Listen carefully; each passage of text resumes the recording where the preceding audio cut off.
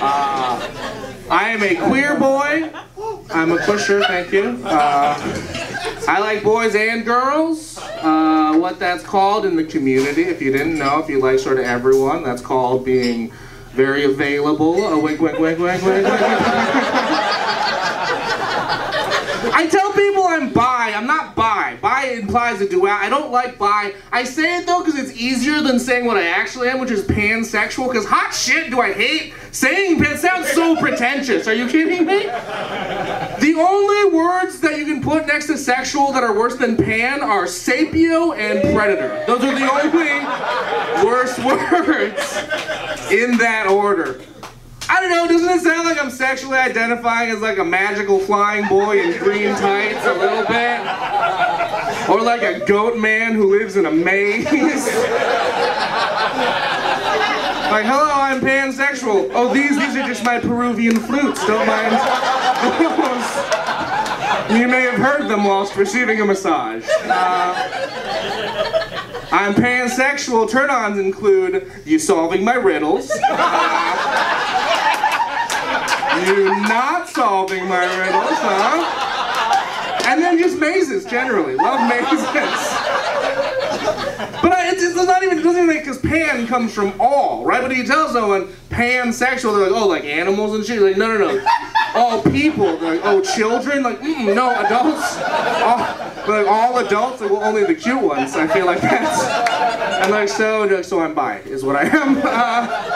It's just easier. I tend to lean girls. I'm like a 70, well, I'm like 65, 20, it's mood dependent, is what it is. When I go for boys, I tend to go for like beautiful Twinkie boys.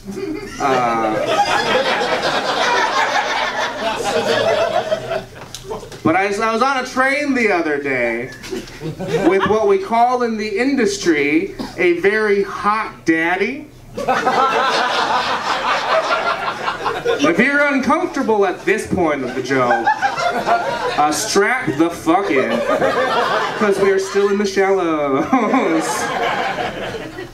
And I realized about myself that I do not know how to flirt with daddies, y'all. No idea.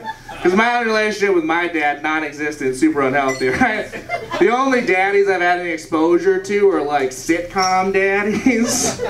So I couldn't think of any good lines, right? I don't want to be like, hey, I saw you there on the train and I thought maybe you and I could like take a walk in a park, right? And then maybe if the mood's right, you could teach me to throw a football, huh?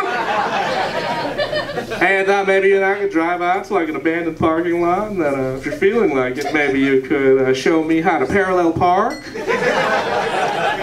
Hey, I hope this isn't too forward, but I was hoping that maybe you and I could go back to my place, and then, you know, if the chemistry's there, maybe you could have my dog put down and then explain death to me conceptually.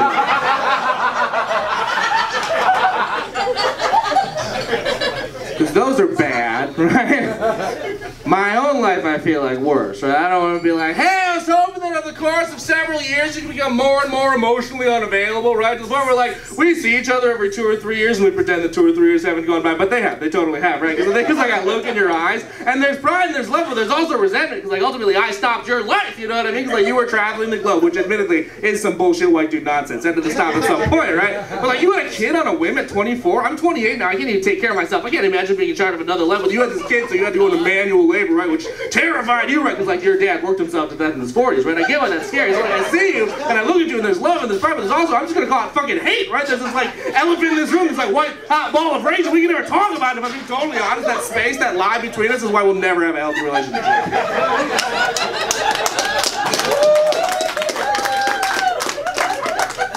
You know, if you're into that sort of thing, right?